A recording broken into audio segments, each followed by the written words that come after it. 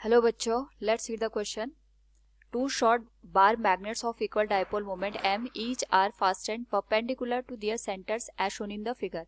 The magnitude of the magnetic field at P at a distance d from their common center as shown in the figure is. Here we have given a diagram with 4 options. Now to answer this question, first we will discuss here the key concept, and here the key concept will be given as magnetic field at the axis and on the equatorial plane of the given bar magnet. Suppose ये bar magnet है हमारे पास, इसमें north और south pole given है. इसकी axis पे अगर हमें कहीं पे मैग्नेटिक फील्ड निकालना है, उस पर्टिकुलर केस में मैग्नेटिक फील्ड की वैल्यू होती है on the axial line mu naught divided by 4 pi into twice of M divided by, अगर मैं इस डिस्टेंस को यहाँ पे d के बराबर कंसिडर करूं, this will be given as d cube. m is dipole moment for this particular bar magnet, और यही अगर हम इक्वेटोरियल लाइन पे फाइंड आउट करते हैं, it will be given as mu naught divided by 4 pi into M divided by D Q.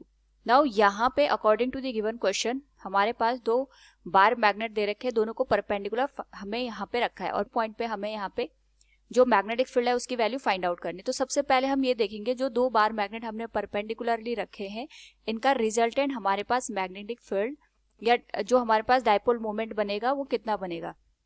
इसके लिए हम यहाँ पे जो रिजल्टेंट फील्ड के करस्पॉन्डिंग डाइपोल मोमेंट हमें देखने को मिलेगा उसकी वैल्यू फाइंड आउट करते हैं. उसके लिए हम यहाँ पे वेक्टर एडिशन का यूज करेंगे. That will be given as a square plus b square plus 2ab cos theta. Theta 90 degree हो जाएगा. यहाँ पे हमारे पास जो दोनों मैग्नेट रखे हैं उनके जो डाइपोल मोमेंट के बीच का एंगल है वो 90 डिग्री है, और जो 45 डिग्री है वो हमें यहाँ पे वो पॉइंट शो कर रहा है जहाँ पे हमें मैग्नेटिक फील्ड फाइंड आउट करना है. तो इसके लिए हम यहाँ पे थीटा की वैल्यू 90 डिग्री रखेंगे.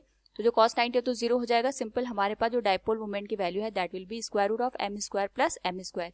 क्योंकि इक्विवेलेंट है तो यहाँ पे डाइपोल मोमेंट सेम आएगा, so it will be given as 2 m square with square root. Solve करने पे this value will become m root 2. This will be question number first. Now यहाँ पे हमें जो मैग्नेटिक फील्ड है उसको फाइंड आउट करना है. तो अगर हम ऑब्जर्व करें यहाँ पे जो मैग्नेटिक फील्ड की वैल्यू होगी that will depend upon the direction and magnitude of the dipole moment. वो डिपेंड करेगा कि डाइपोल मोमेंट की डायरेक्शन क्या है और यहाँ पे हमारे पास उसका मैग्नीट्यूड कितना है. सिंपल जैसे हमने यहाँ पे बात की थी, mu naught divided by 4 pi into 2m divided by r cube या d क्यूब. हम यहाँ पे कुछ भी डिस्टेंस को लिख सकते हैं. ये एक्सियल लाइन पे हम जो मैग्नेटिक फील्ड होता है उसको फाइंड आउट करने के लिए लिखते हैं. और इसी तरीके से अगर m होगा तो इसका मतलब यहाँ पे हमारे पास इक्वेटोरियल प्लेन पे हमें डाइपोल मोमेंट के करस्पॉन्डिंग मैग्नेटिक फील्ड देखने को मिलेगा. नाउ यहाँ पे अगर हम ऑब्जर्व करें तो हमारे पास यहाँ पे जो डाइपोल मोमेंट है इसकी डायरेक्शन की अगर हम बात करें तो we can say direction of dipole moment that will be given as, अगर हम यहाँ पे बात करें दोनों डाइपोल मोमेंट का वैल्यू सेम है तो इसकी जो डायरेक्शन होगी that will be given as tan theta equals m by M. तो ये 1 हो जाएगा. यहाँ से थीटा की जो वैल्यू होगी दैट विल बी 45 डिग्री.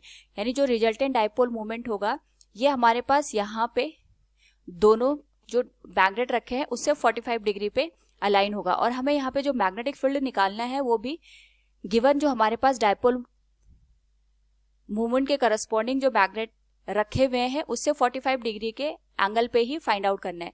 यानी हमने जो ये मैग्नेट रखा है इस मैग्नेट से 45 डिग्री का एंगल बनाते हुए जो P पॉइंट है, इसी P पॉइंट पे हमें यहाँ पे मैग्नेटिक फील्ड निकालना है. और जो हमारे पास यहाँ पे डाइपोल मोमेंट है m नेट, उसकी जो डायरेक्शन है वो भी हमारे पास 45 डिग्री है.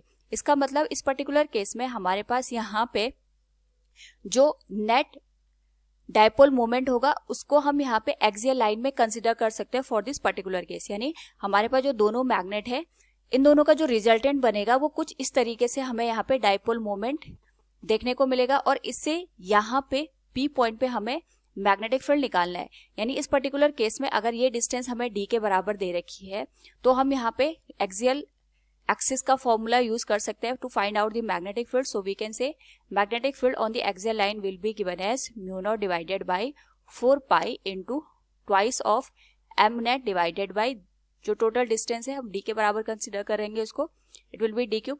और यहाँ पे जो नेट डाइपोल मोमेंट की वैल्यू गिवन है that will be given as 2 into square root of 2 into m divided by d cube. This will be the final answer. So from the given question we can say here